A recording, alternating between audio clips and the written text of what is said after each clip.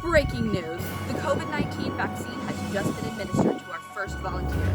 We have an insider sneak peek into the inner working of the vaccine, passing it off to our lead scientist, Taylor Davis.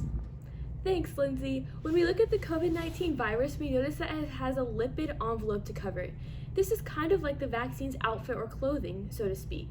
Just like someone could be identified by their shirt with flowers on it or their purple pants, the virus has a distinguishing feature on its clothing. Its lipid envelope contains protein spikes that are unique to it. The vaccine presents mRNA that trains our bodies to recognize its spikes and attack it. We actually have brought in a special guest to tell us about this complex journey. Protein spikes, would you tell us a little bit about yourself and your adventure with the COVID-19 vaccine? Sure thing. Like Taylor said, the mRNA codes for me on the coronavirus. I make my way into the muscle cell where I am classified as an antigen. This means that I have a specific name tag that the body can either recognize or consider a stranger. There are antigenic determinants on my surface which allow the antibodies to identify and bind to me. Within the cell, I reproduce and cause the cell to feel sick and set off alarms. The cell releases these interferons, which are what tell the other cells around to be careful. It starts the innate immune system, which causes inflammation and possibly a fever.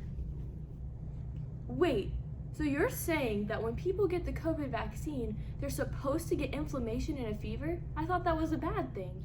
Yes, having these symptoms is actually a good thing. It means that the vaccine is doing its job.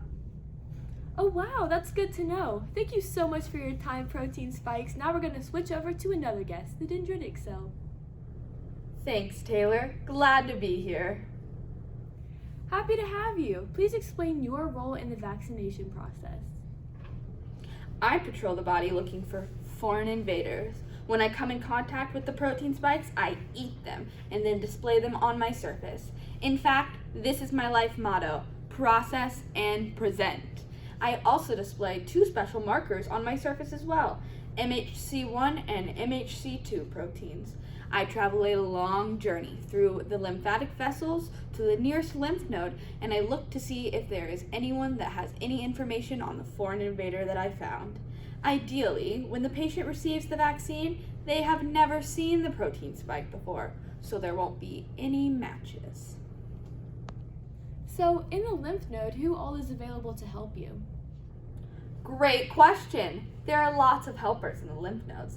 There are helper T cells, cytotoxic T cells, and B cells. Helper T cells are also called CD4 cells, and cytotoxic T cells are also called CD8 cells. Once the helper T cell recognizes my MHC2 marker, substances called cytokines help them start the process of exterminating the foreign substance. It is co-stimulated by the effects we mentioned earlier, otherwise known as the innate immune system. Once the helper T cell is activated, it co-stimulates the cytotoxic T cells, which have reacted to the MHC1 protein. So let's take attendance. We have activated cytotoxic T cells, helper T cells, and memory T cells. What's going on with the B cells you mentioned? The B cells only need to see those spike proteins.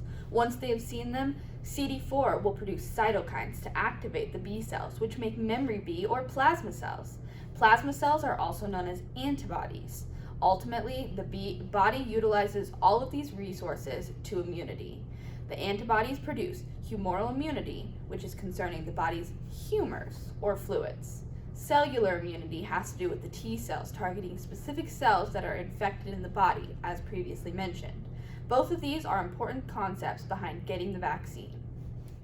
Thank you for that great insight, dendritic cell.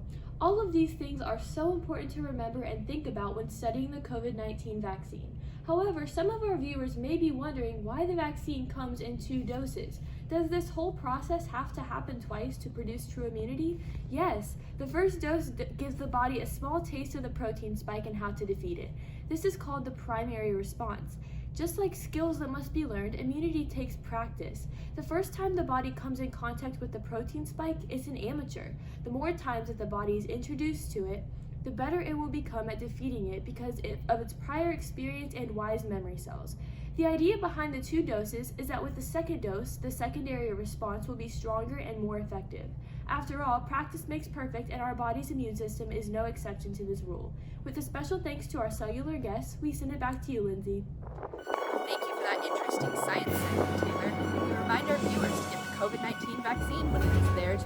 Have a great day, and we will see you tomorrow on Nursing News.